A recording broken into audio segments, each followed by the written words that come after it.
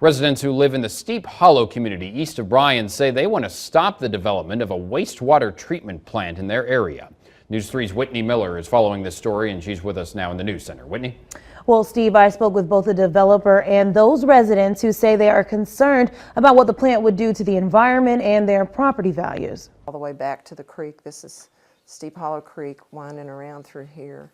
Bonnie Weber is president of the Steep Hollow Action Association, or SHAA, a group determined to stop a neighboring developer from getting permission to discharge wastewater into the creek. My place here actually backs up to the property where the sewage plant would go. Just the thought of something like that coming in that could just ruin everybody's properties down the creek is just it's just awful. Weber believes the treatment facility would cause environmental issues that could change the ecology of the creek. In conversations with health department, they said it will smell and it will overflow when you have a heavy rain. That waste would come from a high-density housing development built by Kenneth Netherland.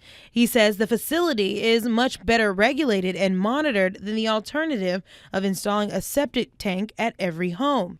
In a written statement, he says, while I understand the concerns of the surrounding property owners, if the permit gets approved, the environmental impact the facility would have on the community would be minimal. The state-of-the-art treatment facility will use the newest technology. The safety of the community is of my utmost concerns, and in my opinion, the state has answered all the concerns brought by this SHAA. The Texas Commission on Environmental Quality regulates the amount of wastewater that can flow into the creek. This permit would allow up to 300,000 gallons per day, a number Netherlands says is not as substantial as residents may believe. For another resident, Mark Ricketson, he hopes the impact doesn't hit too close to home. When the wind is right, I think I'm going to get some of that smell over here. In Bryan, Whitney Miller, News 3.